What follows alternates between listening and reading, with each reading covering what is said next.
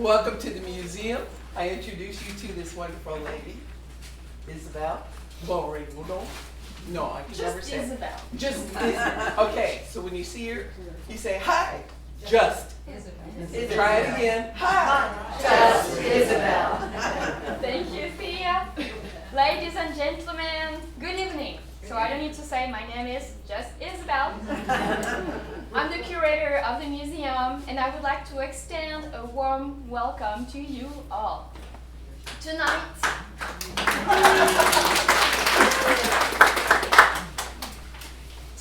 marks the opening of our new quarterly exhibit, which was assisted by a high school student who is here with us this evening, and you'll have the chance to meet with her with just a few minutes. Before we begin, I just have some quick reminders. First, I'm going to ask you to take a moment to check your phone. You want it in silence mode because we don't want any interruptions while our student Reagan or our guest speaker Nick are speaking. Because believe me, it's already very scary enough to be behind this podium, especially for the first time. So no pressure, Reagan. Before I hand it over to her, I have a couple of announcements about our upcoming events. We have two recurring monthly programs at the museum. The Brown Bag Lunch, it takes place on the first Wednesday of the month. And our next session is on April 2nd. It features Neil Frink and Jim Corbett, whose families played a significant role in another major local industry, hoggy fishing. I had the pleasure of meeting both of them, and I can tell you that they're full of great stories and a lot of humor. So I'll be moderating the discussion, and I promise that with both of them you'll be entertained. This program is free and open to everyone, so just bring yourself and your lunch and join us on April 2nd.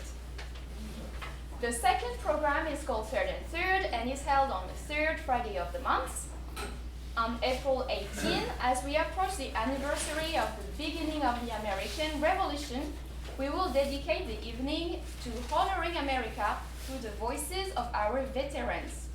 We invited 3 veterans to share their personal stories in a panel discussion that will be led by Bill Cimino and Paul Lorey.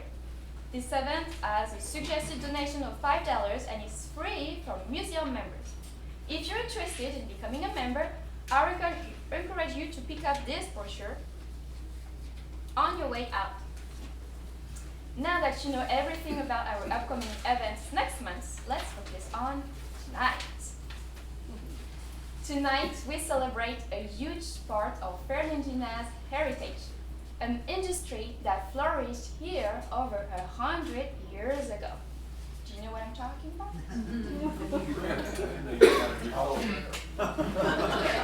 The modern shipping industry. So one of the exciting parts of this job is that I get to help choose the themes of our exhibits. And as we begin a new yearly theme, I wanted to call it Treasures of the Sea. Because the more I've learned about Amelia Island, the more I discovered that its history is deeply connected to the ocean, whether through thriving industry or the treasures the sea has brought to our shores. The first exhibit of the year is a student exhibit. That means they're part for in the whole process. And it was very meaningful to me as a former teacher. So when we started in October, I will introduce them to our theme, Treasures of the Sea. And my goal was to give them the opportunity to explore the identity of Fernandina. Why do we have a shrimp festival? Why do we drop a shrimp on New Year's Eve? So I give them one single word to start. Shrimp. Now what do you do with that? So through our research and discovery, they narrowed their focus to the modern shrimping industry in Fernandina. Well, through the process, we lost a couple of students. They're still alive, don't worry. And one remained, and she's here with us tonight. So ladies and gentlemen, please welcome Reagan.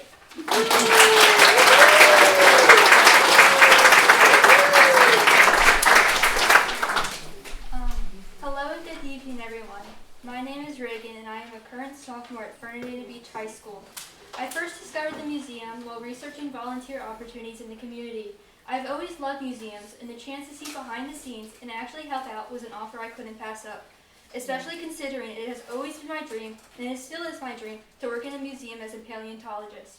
I have had so much fun working with Isabel on creating this exhibit, despite it being a little hectic at times, such as the time we had to walk a shrimp boat replica from City Hall all the way back to the museum. I would like to thank Isabel and Thea for giving me this opportunity to be here. I also want to thank Nick Deonas for coming to speak at our opening. I hope everyone enjoys seeing our new exhibit.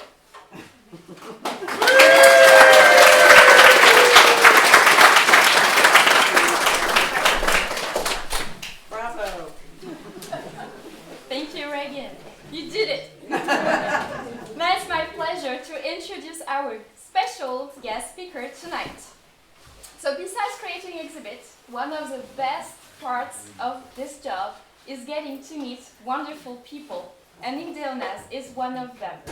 It's been a true pleasure to get to know him and to learn about his family's legacy. His passion to this island and his history is evident in everything he shares. So for those who may not know him, Nick was born and raised in Fernandina Beach, and he has dedicated his life to this community. After working in his father's boat building business, he served in the U.S. Army in 1964, and that's the same year the Shrimp Festival, the official one, started, but I'm not going to tell you more about the exhibit. So he came back 3 years later, and he served 16 years in public service as a Nassau County official. Today, he's a CFO of Best Friends Companion Care. Nick is also one of the last wooden boat builders on Amelia Island, if not the last.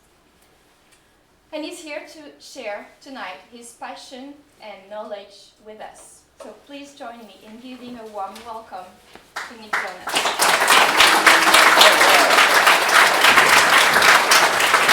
Well, thank you so much.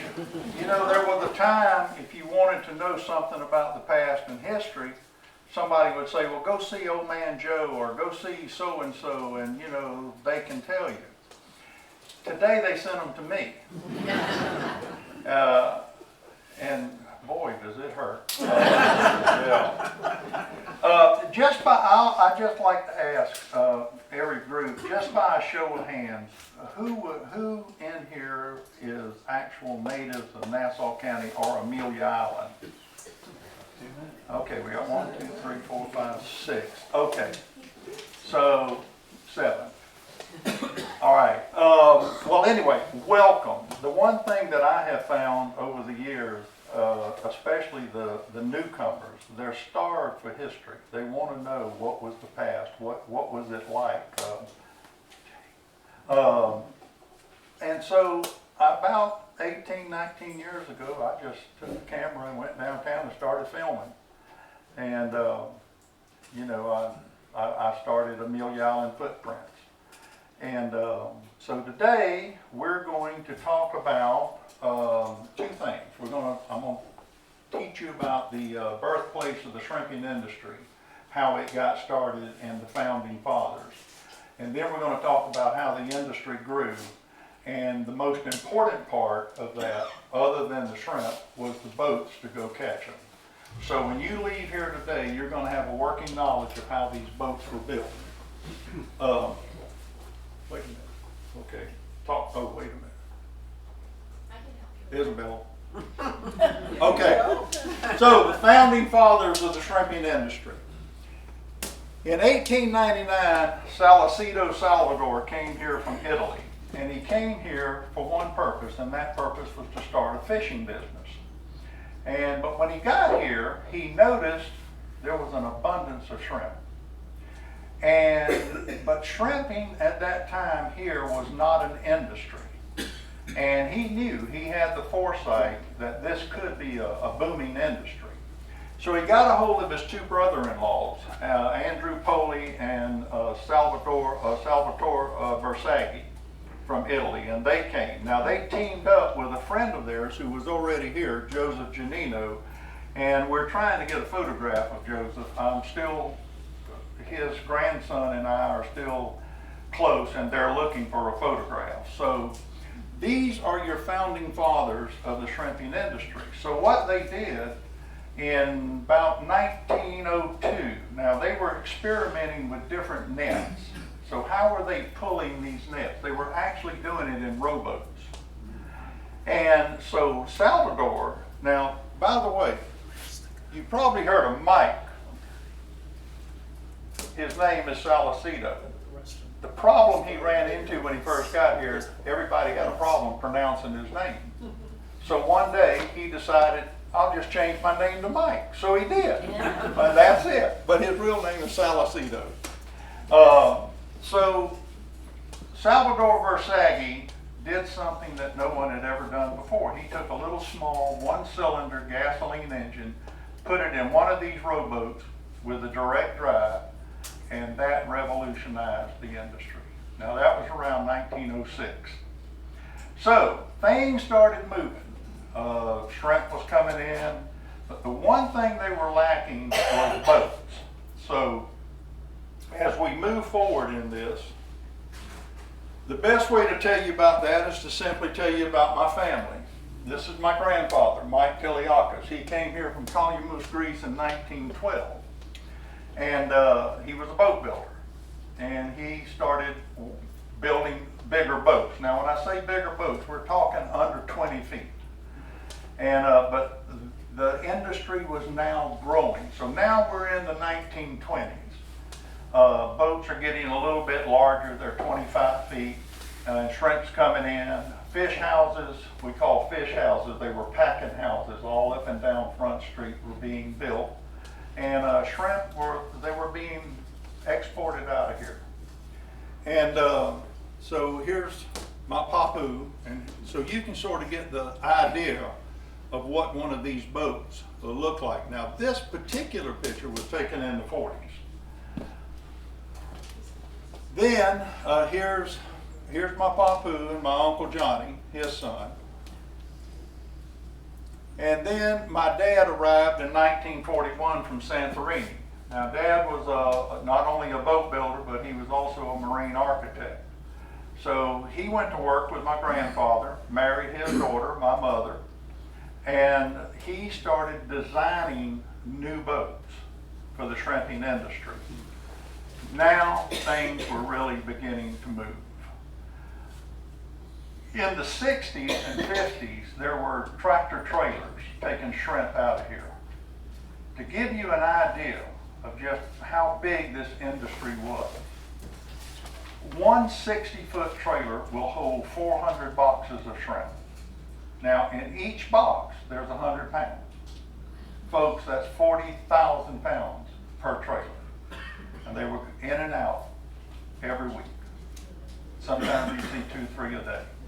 So this little island, it was quite an industry. But it became ground zero for boat building. If you wanted a boat, you automatically you came to Fernandina. This is where you came to get it built. And so my dad, his boat yard was exactly where the container cranes are today at the port. And my grandfather's boat yard, for those of you who know the street right behind us, Beach Street. No, I'm sorry, Beach Street, this way. It used to go over the railroad tracks onto Front Street. And it just don't take a right or a left, and that was his boat yard straight in front of you. But we could build 4 boats at a time. So my grandfather could build 4, we could build 4. And so at any time, during especially the 50s and 60s, there was probably 6 to 8 trawlers being built at one time. Everybody wanted to know, well, how many men did it take? Well, this was Dad's whole crew. True story, that's it. The other thing is, well, how long did it take? Well, it took 4 months. Now that's not ready to go fishing. That's 4 months. Now the rigging's got to be put on. In some cases, the electrical's got to be run. The hoisters have got to be put on. The nets have got to be made. The doors have got to be made. It was quite a process. Probably about 6 months before it actually went out fishing.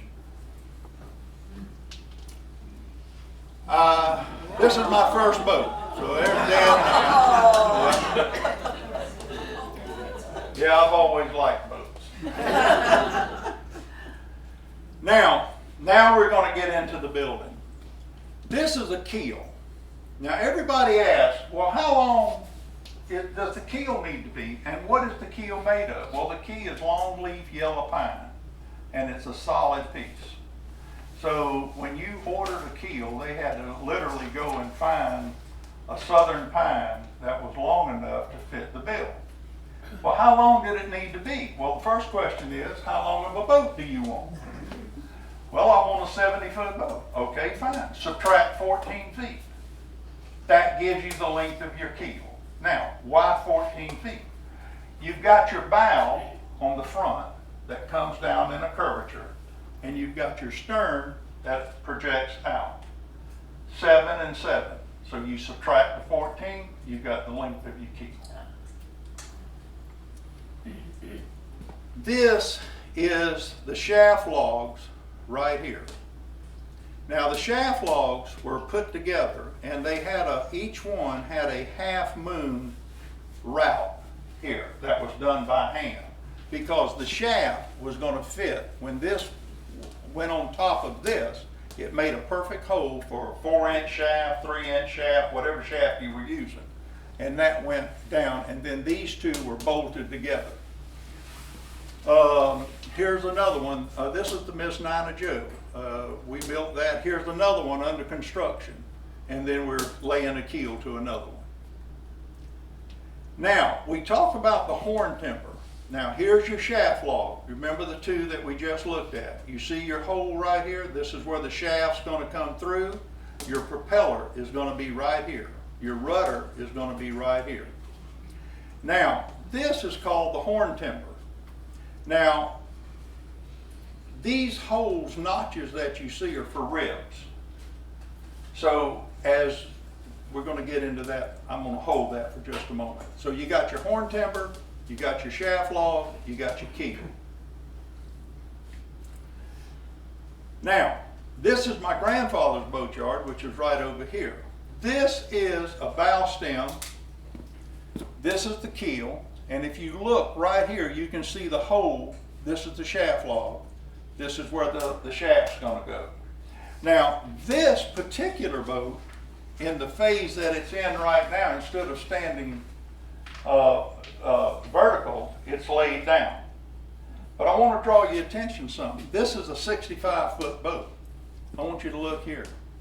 Here's a 68-footer. These were huge buildings that they built, and we didn't have OSHA and permitting and all the stuff that just slows you down. Yeah. So, this is on its side. Hello.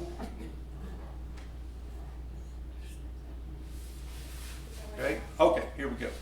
This is the stern that's in place now. So here's your horn timber, here's your keel, here's your shaft log. Now the stern is being put on. So everybody wants to know, well, what was the stern made out of? Well, the stern was planked out in oak, and then it was actually had the framing, on the outside it had cypress. Now everybody, well, all of the old folks, you remember the Marina restaurant downtown? Yes. Well, there it is right there.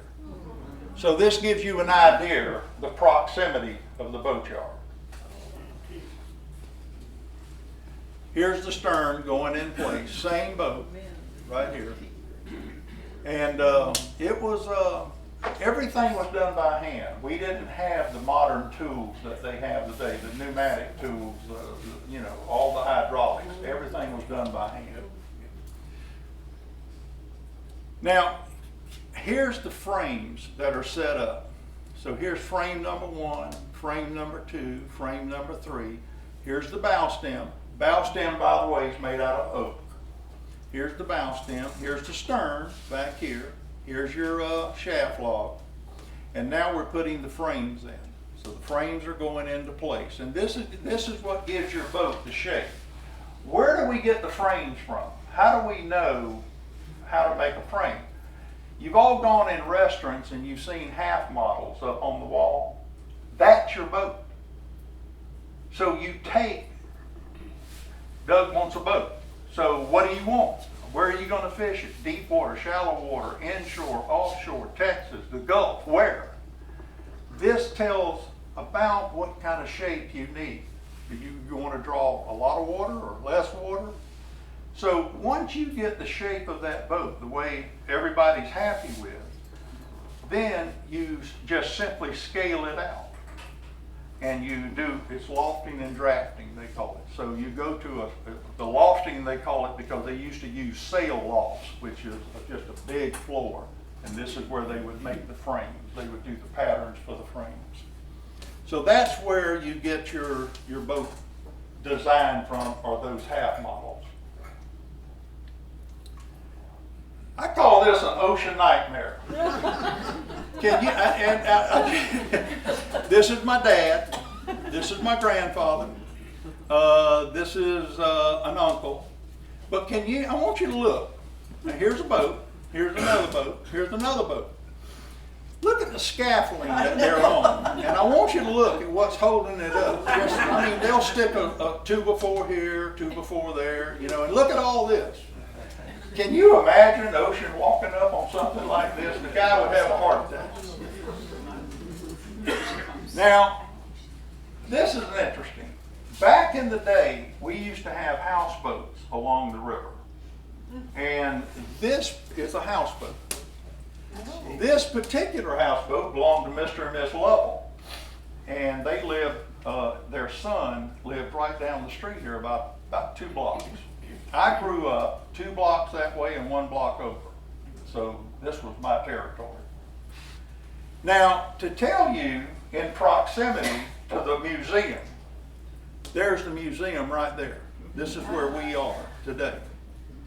Now, this houseboat is interesting, but I want to draw your attention to this little building right here, this little piece of structure. That's the bathroom. But there's no plumbing. Oh, no. True story. That's the way it was back in the day. But anyway, that was my grandfather and my uncle's boatyard. What am I doing? Where am I going here? Okay. My 2 dogs. This was Bo, and this was Tippy. I gotta tell this story.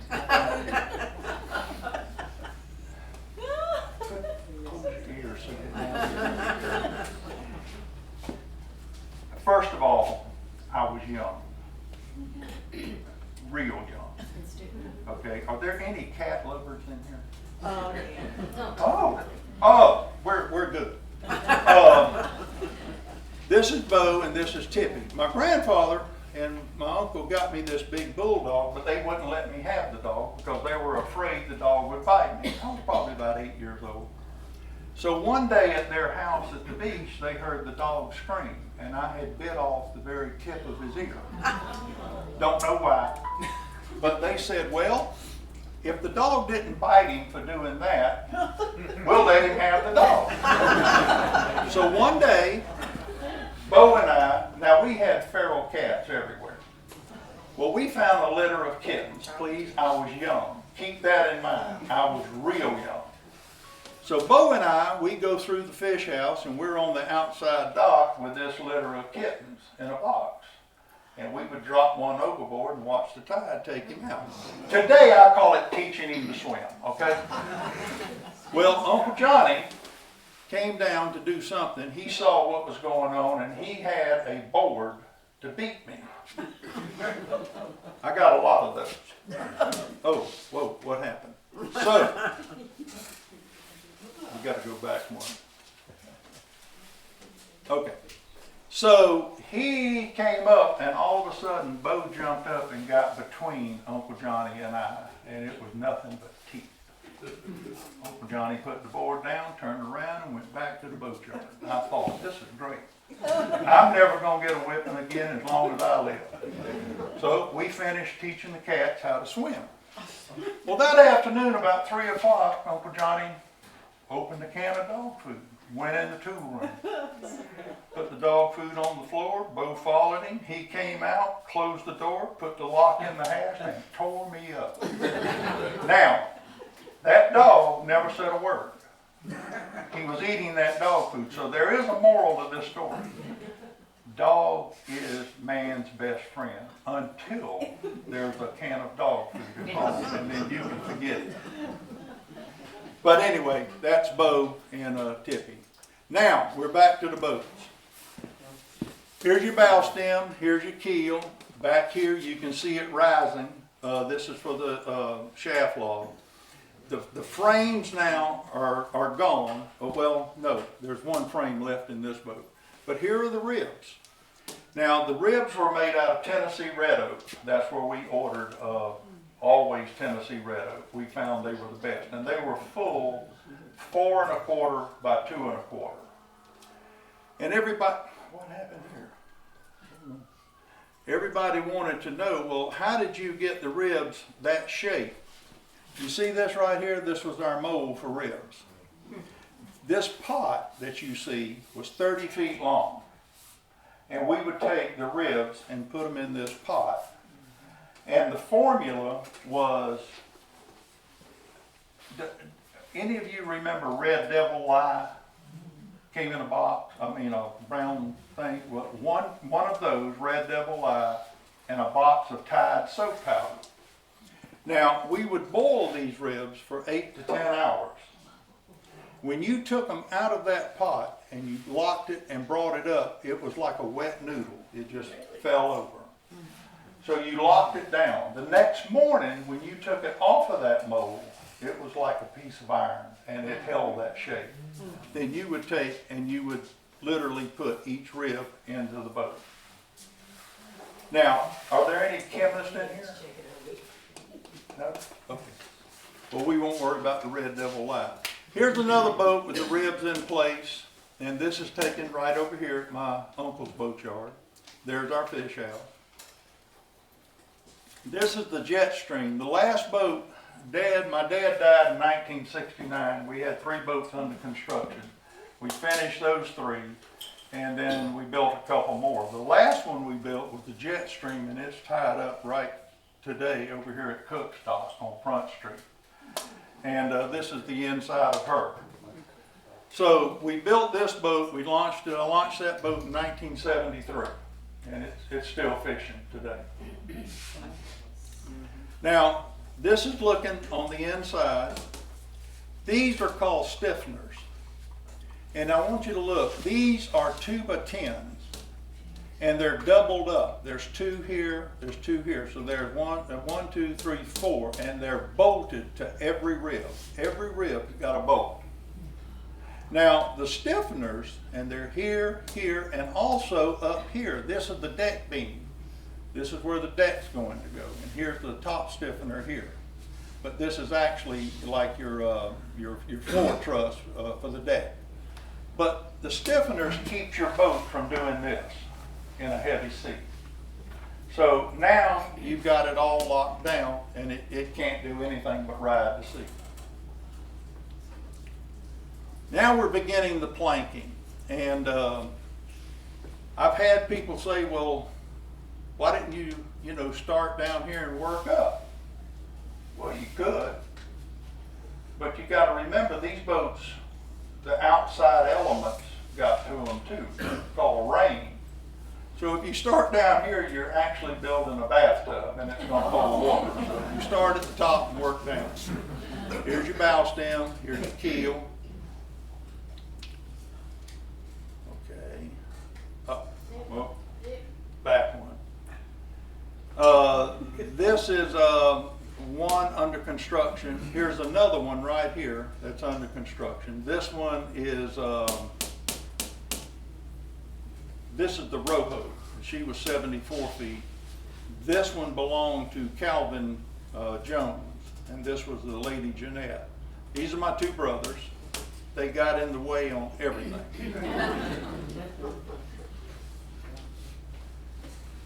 Here's one under construction. Here's another one under construction, and you can see the planking. So what was the planking? The planking was clear. When I say clear, I mean clear cypress. It was beautiful.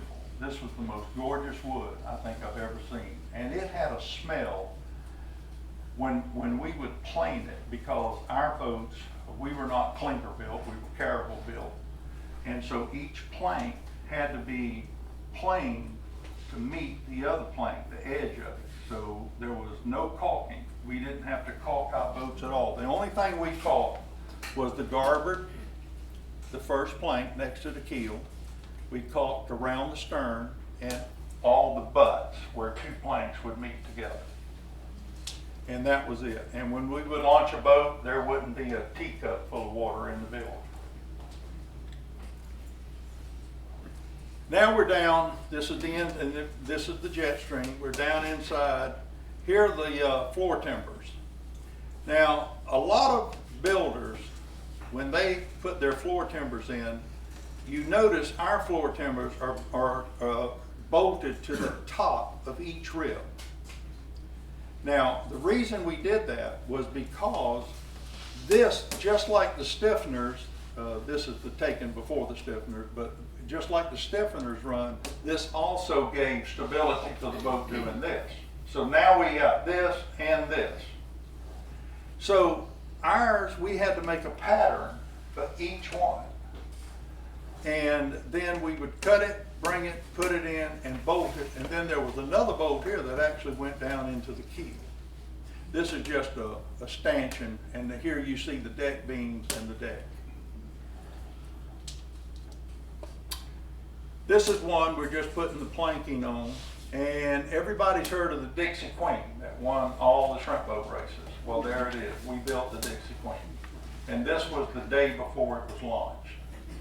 So she's ready to go in the water, and this one we're putting the deck on. This dock right here belonged to a gentleman named John Claro. And John, he had an idea. He had small river boats that they would go river fishing across the river over here, and they would bring back shrimp. And then he steamed them.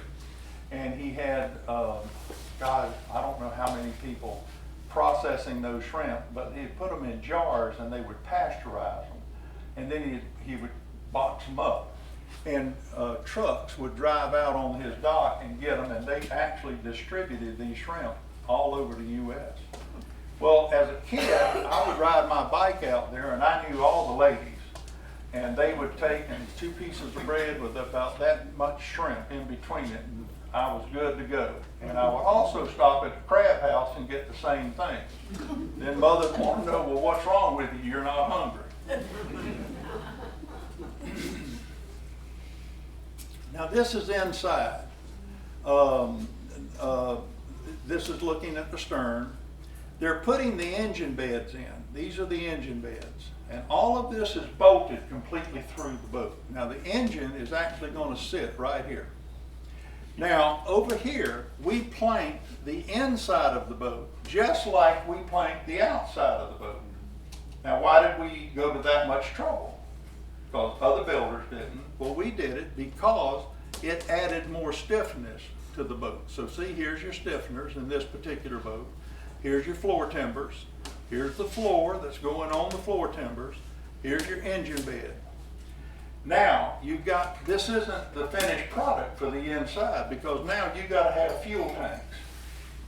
So what you had to do was make a pattern for each tank. And you had to figure out the gallons. Most of these boats would go to Texas and all into the Gulf. So they held anywhere between 8,000 and 15,000 gallons of fuel. So you had to make patterns because the fuel tanks would actually fit right here and coming on back. I wish I had a photograph showing you the back. And then you would have to go to the machine shop, make your tanks, bring them, probably cut them in half to get them in, and then weld them back together. My 2 brothers again.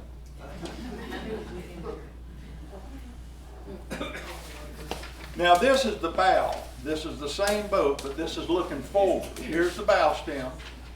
But I want to show you something. You see these are knees. These are natural oak knees.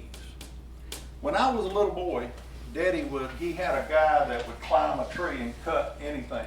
He had a chainsaw. But he wouldn't go to the woods without me, and I hated that, but I would go. Finally, 20 years later, it dawned on me why he wanted me there. He knew exactly how high I was. True story. And he would just say, and then he'd look up and he'd say, I want that one. I want that one. So he knew how big he needed, and I was the measuring stick. So we put natural knees in all of these boats and in the stern.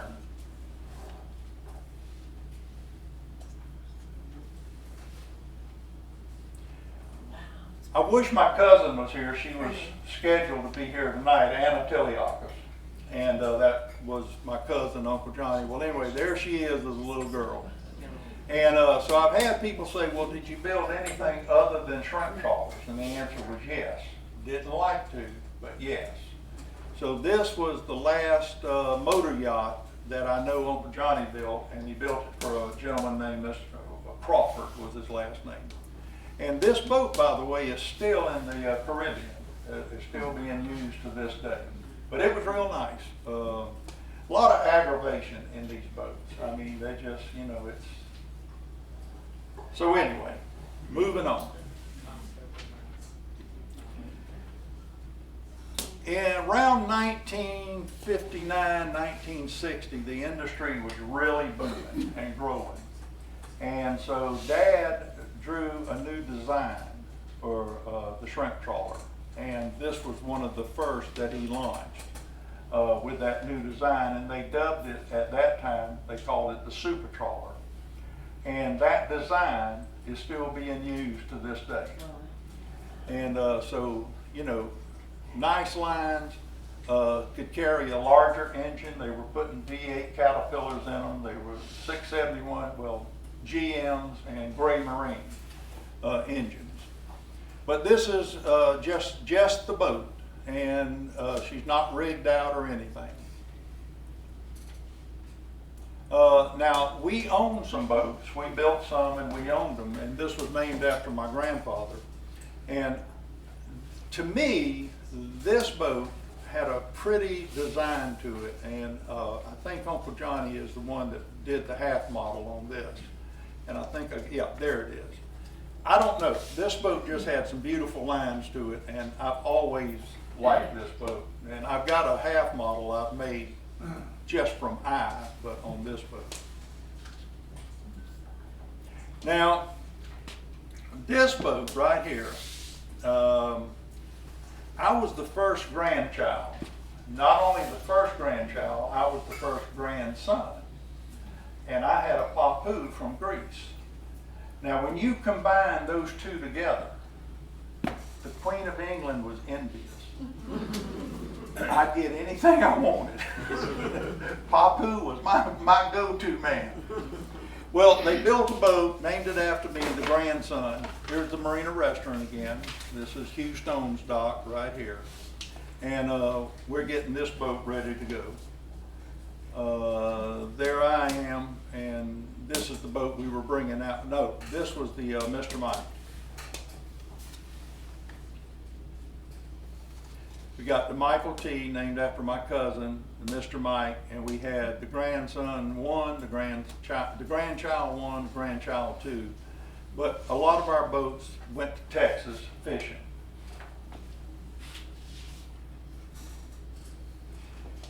Now, remember we talked about the propeller, we talked about the hardware. Well, the Mary Catherine was 68 feet. Now here's the rudder, and here's the propeller. Here's your shaft, and this is the stern bearing right here. Now the shaft is running up into the engine room. You got to know where do you go? You can't go to Ace Hardware and say, I need a rudder for a 68-foot boat. I mean, it just doesn't work. So you've got to actually fabricate this. You got to make a mold. You got to make a pattern and fabricate it. Well, how do you know how big of a rudder to make? If you make it too large, it's inefficient. If you make it too small, it's certainly not going to turn the boat. So you go back to that half model. That half model hanging on the wall, that's all the information you need. It's right there. So you can take that and you can make the rudder you need for that particular boat. How much wheel do you need? How much propeller do you need? How large? Well, how much water are you drawing? How much horsepower are you putting on it? So you have to take all that into consideration. If you have too large of a wheel back here, it's going to cavitate and then your rudder will become inefficient. It won't work. So you'll be trying to turn the boat, you can't. So, and this is called the rudder shoe right here. This is steel. But this is where and back here in this part of the boat where this goes up, this is called the lazarette. And this is where the steering gear and everything is for the rudder. To Miss Hazel, people ask me all the time, how long will these boats last? Well, this is just a real quick little story. I had a friend of mine, he's a retired shrimp boat captain right here, Bunny Sterling. Bunny called me one day and he said, "You're not going to believe this." I said, "What?" He said, "I saw the Miss Hazel." I said, "You're right, I don't believe you." He said, "No, I'm telling you, it's in Mayport." I said, okay. Well, about a month later, I was over on Beach Boulevard, and it was about 4:30 in the afternoon, and traffic was bad. It was raining, and I wasn't going to fight that traffic on 95, so I figured, well, I'll just go through Mayport and catch the ferry. Well, as I entered Mayport, on my left, this caught my eye. And I stopped and turned around and went back, and my wife said, "What are you doing?" I said, "I'll be right back." I went. Now, they were putting in some false ribs right here. This is nothing major. A lot of boats, after they get some age on them, they have to do this. I met the two gentlemen that owned it, and the boat looked absolutely great. The only thing that they did, it had a 671 GM in it, and they changed it out to a 671 Gray Marine, which is basically the same engine, but it just needed to be changed. And the reason I didn't believe it was, for those of you from here, we had a county commissioner named Bully Jones, and he passed away, and his wife Hazel took his place, and the boat was named after her. And he built this boat for Bully. But Daddy launched this boat in 1954. That's why I didn't believe it. But I was amazed. Then, about a year later, I'm coming down Heckscher Drive and the boat's in dry dock. So I stopped and went in, and I'm telling you, it was in great. I saw Daddy everywhere on that boat. At the end of the day, this is what it's all about. And I got to tell you, if you're working the deck, this isn't a pretty sight. This is agony. All of these shrimp, you've got to pick through them by hand and get each shrimp. And if your captain says head them, you got to head them. And by the way, while you're doing this, those 4 or 5 nets are out again, catching more. Oh no. Not me. I'd rather build them, but I don't want to be that. I have people ask, do you still build boats? Well, I got to be honest with you. Big ones, no. But yes, only to select customers. And they're very few and far between. The last boat I built was this one. And I want to point something out. You see this little strip right here? Yeah. That's a piece of 1/2-inch molding right on the bottom. The boat is 10 feet long, 8-foot piece of plywood, and you can see where I spliced it here. So I actually did a half model for this boat. Have you ever seen, I call them pond boats, and when they put them in the water and an adult gets in them, there's about that much freeboard, and then the water's going to come in the boat, that's what I was going to eliminate. So, This customer wanted a boat like that, and I said, okay, and then the customer worried me to death. And there he is.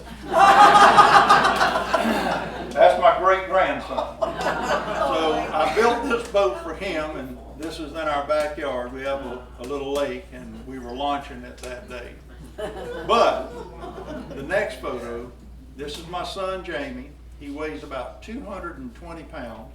This is Braden. He weighs about 60 pounds. You remember that half-inch piece? I want you to look. Look how much freeboard you got. Wow. Folks, this boat's only 10 feet long. Wow. So it's all in how you design it and put it together. You know, take all that into consideration. You can build what you want in a boat. The last boat builders, founding fathers, were my grandfather, my uncle, and my dad.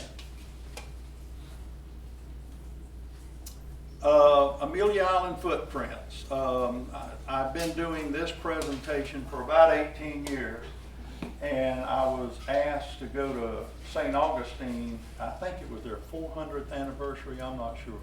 They're old. So I went and I gave a presentation basically on the shrimping industry. But then I had a phone call, and I found myself on the Florida Living History speaking circuit. And then things started, you know, going haywire. And so I put together Amelia Island footprints. But today we're actually developing 3 more presentations. One presentation is historic buildings, one is historic homes, and then the last one is Fernandina from 1853 forward. Now the reason for 1853 is that's when David Yulee moved everybody from original Fernandina to the Fernandina we have now. And then one thing we want to remember, on March 23rd, which is day after tomorrow, in 1876, we had a terrible fire, and it destroyed downtown Fernandina. We lost 54 buildings, I think. I'm not sure about that, but it was 50-something buildings. And that's when the city fathers said, no more wood buildings downtown, it has to be brick, which opened another industry in the county. Over at the brickyard, over on the west side of the county, they started making brick. And so that's why all the buildings you see downtown today are brick. So we're putting those together. If you ever have a organization or something you want to call and let's talk about a presentation, we can do that. Be glad to do it. Now, any questions? Yeah. Yes, sir. I'm just curious. I mean, I don't know how you tell me how much does a boat cost and how much. I mean, you had to order all that wood, right? You had to buy it. We ordered our oak. Procurement. We ordered our oak, and we ordered our keels. We ordered our shaft logs and horn timbers from Hilliard, Florida. Gosh, I'm trying to think of his name. He had a sawmill right there on US 1. And then our ribs and our cypress was ordered out of Reddick, Florida. And he would get the Tennessee red oak sent to him for the ribs, and then they would deliver it. As far as the cost of the boat, at that time, back in the 50s and 60s, it was about, totally finished, was about $1,200 a foot. So today, there's no telling. I mean, I'd be scared to even venture to come up with a price. But I will tell you this, all of the years that I know of with my grandfather, my uncle, and my dad, and myself, when someone wanted a boat, they would come here. Now, you may not know this person. This person could be from the Carolinas, or down south, or over in the Gulf, and they want a boat. Well, tell me, where are you going to fish it? You know, so now we're getting into the design. Never a contract. Never. It was a handshake. And I don't ever once remember a problem. Today, the attorneys would cost more than the boat. So, yes, sir. What is the present status of the shrimping industry? There's a lot of shrimp. A lot. But the problem is not, are there shrimp? There's shrimp. There's plenty of shrimp. The problem is the cost to go catch them. Fuel at $4.80, $4.60, $5 a gallon, and you're holding 10, 12,000 gallons. You know, insurance. You can't hardly buy insurance anymore on these boats. The banks don't want to make loans, you know, on the boats. My grandmother had a saying, the juice ain't worth the squeeze. And so, you know, you got to take that into consideration. But there's a lot of shrimp. I mean, the boats that are fishing, they're doing very well. They're catching a lot of shrimp. Yes, sir. What is the process of catching a shrimp? You got this boat with arms sticking out, Yes, sir. presumably nets. You got your booms that go, I mean, your outriggers that go out. Now, you've got a trawl net with a big mouth on the front. And you've got what they call a tickler chain that runs along the bottom. And that's actually a chain that's attached to the bottom line. And you've got, the chain is the weight. Then on the top of that, you've got floats that float it up. So now, and then you've got a set of doors that keep this, they drag along the bottom, but they keep this open. So now you've got this big net going along the bottom of the ocean. It's open like a huge mouth, like a whale, and the shrimp go in. And then when you're ready to pull it up, you just simply get everything going on your hoister and you pull it up, you put it on the deck. And once you get it on the deck, now you got to separate it from all the trash fish. Then if you want, if they head them, you got to head them. And then you've got to pack them, you got to put them on ice, or if the boat has refrigeration, you put them down in the refrigerator. Then you bring them in and they repackage them and they ship them out. That's the whole, and then you put them on your plate and you eat them. Yeah. Yes, sir. Great presentation, thank you very much. Well, now you can go out, go to Lowe's, buy what you need, and go build a boat. Thank you so much.